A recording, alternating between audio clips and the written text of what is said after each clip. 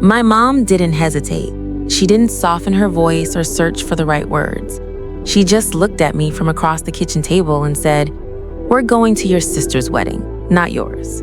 No apology, no pause. My dad stared at his hands. Kendra smiled like none of it was a big deal. I walked out of that house carrying something I'd been carrying my whole life, the weight of always being the one who had to understand. That night, I didn't beg, I didn't argue. I just quietly opened a door to the life they never thought to ask about. And one decision turned their family moment into the moment they finally had to truly see me. I grew up in a house where love followed the path of least resistance. Whatever was easier for my parents, that was what was right. And somehow, the easy choice was always my younger sister, Kendra. She was the bright one, the golden one, the child whose smallest victories turned into celebrations. My wins were noticed, hers were honored. You'd think that kind of thing fades as you get older. It doesn't. It just gets quieter and sharper. When I was 16, I watched my mother trim a family photo to fit a new frame. She cut the edge right where I was standing. My shoulder made it into the picture. My face didn't. She laughed and said, "Oh, honey, you're still there," and moved on as if she hadn't just removed me from proof that we were a family. I stood there staring at that cropped edge and realized something. I could work harder than anyone, shine brighter than anyone, and still be the part someone felt comfortable cutting away. That's probably why I pushed myself so relentlessly after that. Scholarships, late nights, building a logistics company from the ground up, holding on through every investor who told me to quit. Success became the first place where no one got to edit me out. When the company finally broke through, when the numbers became real and I sold it for more money than my hometown could picture, I didn't rush home to show my parents. I sat alone in my apartment and let the silence tell me what I already knew. Some people only celebrate you when your success makes sense to them. Mine never did.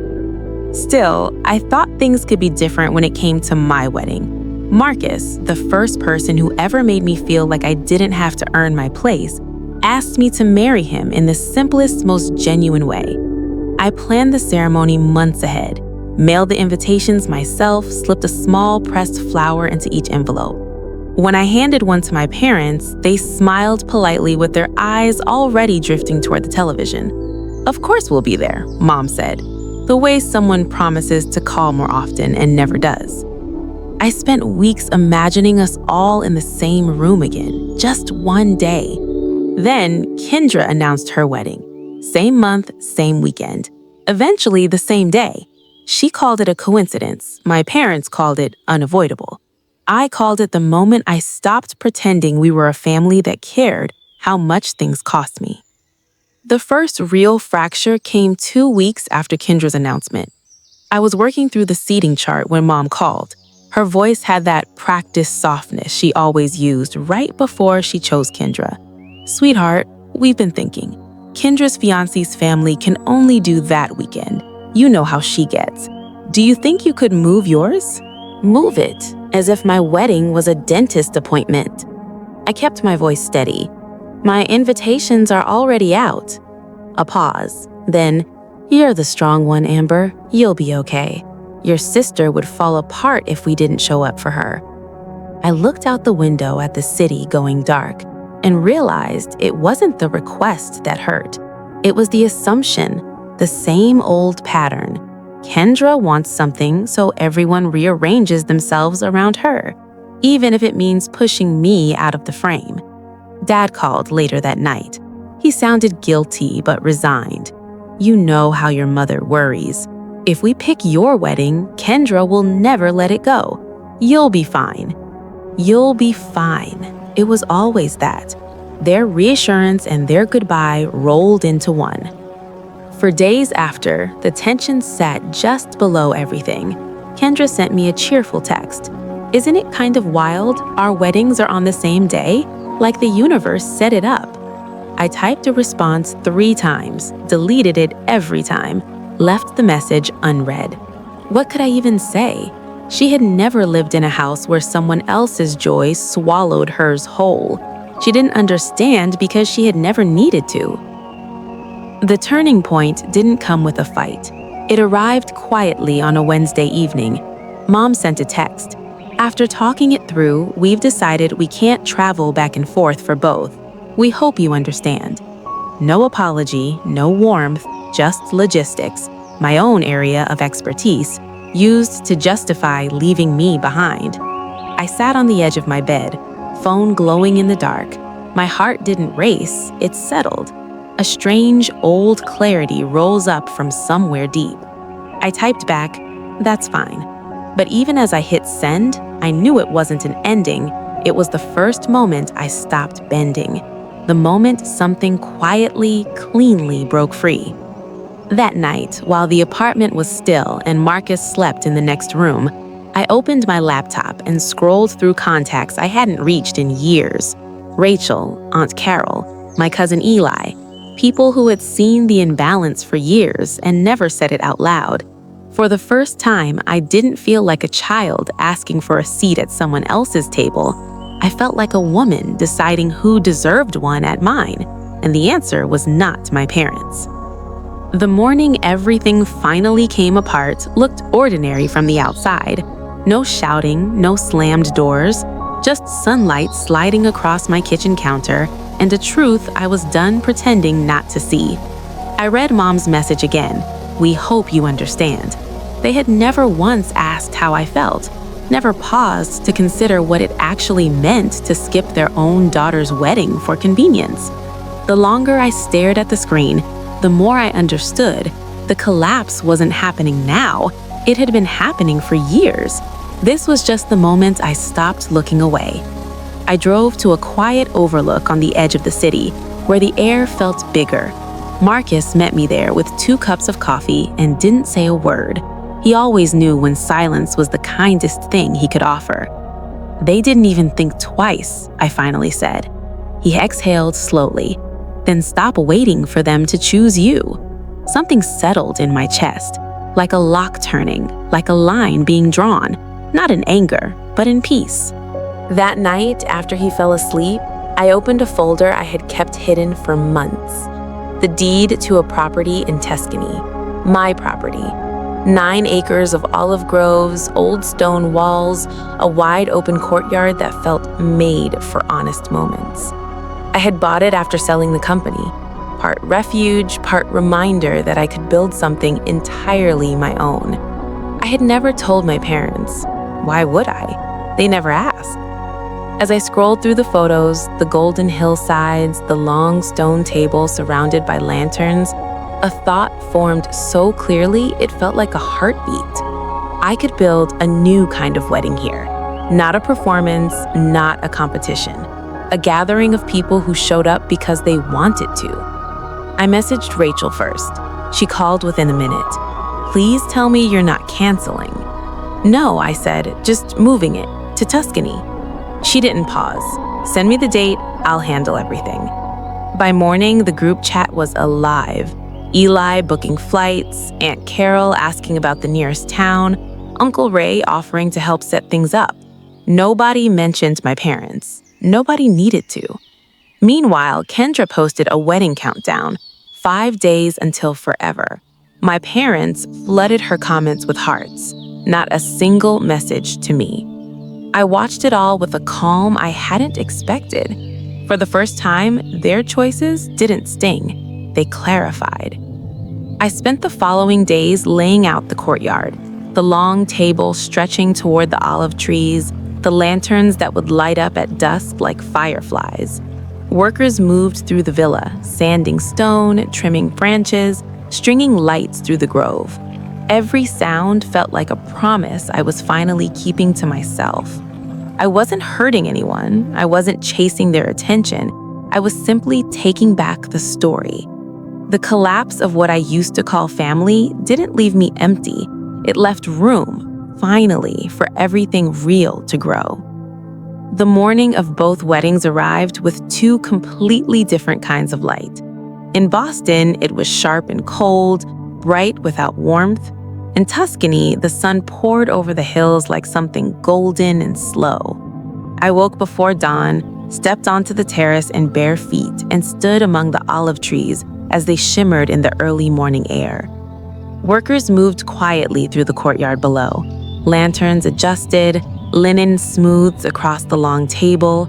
Everything felt grounded, old but brand new, exactly the life I had been working toward. In Boston, nothing was grounded.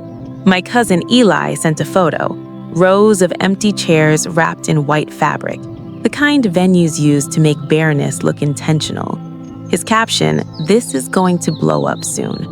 Another message from Rachel, my parents standing near the entrance in perfect outfits, their smiles tight and confused. The extended family had not arrived, not one person. Kendra kept refreshing the planner's tablet. "They must just be running late," she murmured. Even she didn't sound sure. In Tuscany, guests arrived breathless and glowing. My grandmother came wearing a soft blue dress with an olive branch tucked in her hair, one I had left on her vanity that morning. She cupped my face in both hands. "Look at you," she said.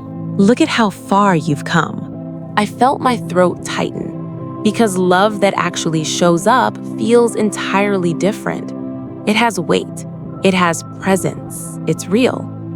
As the sun climbed, the courtyard filled with familiar voices. Rachel's kids chasing each other between the stone pillars, Uncle Ray shaking hands with the musicians, Aunt Carol photographing the vineyard like it was sacred ground. For the first time in my life, I wasn't an afterthought.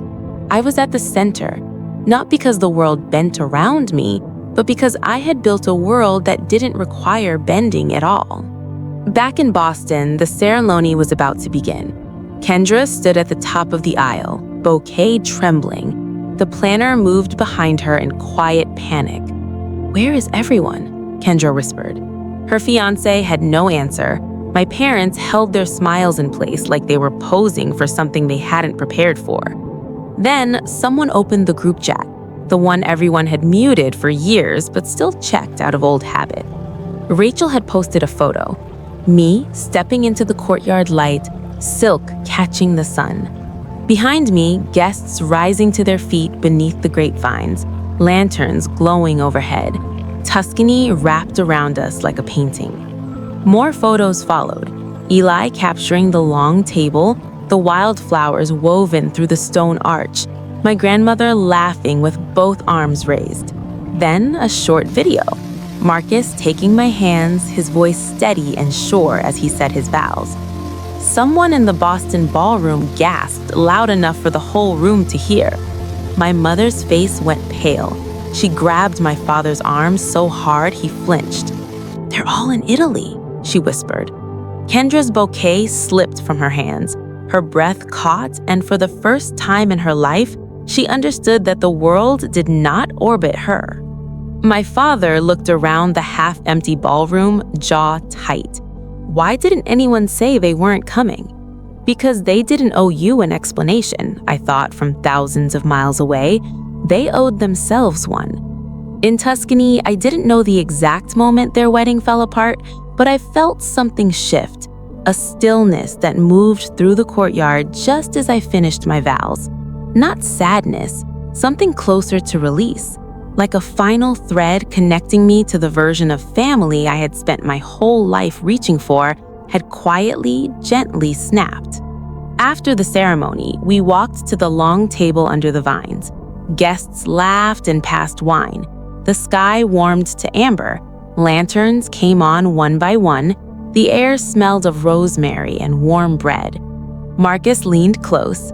"They know, don't they?" "Yes," I said. "They're seeing the life they never thought to ask about." But it wasn't revenge, I told him. Not really, it was honesty, served gently in the form of a wedding they never imagined I could build. Halfway through dinner, my phone buzzed. "Dad, is this where you are?" "Mom, why didn't you ever tell us you had a place like this?" "Kendra, is this some kind of joke?" I placed the phone face down on the table. Rachel raised an eyebrow. "Spiraling?" "Probably." "You okay?" I looked at the candlelight moving across the long table, the table I had built, the people who had chosen to be there. I've never been more okay.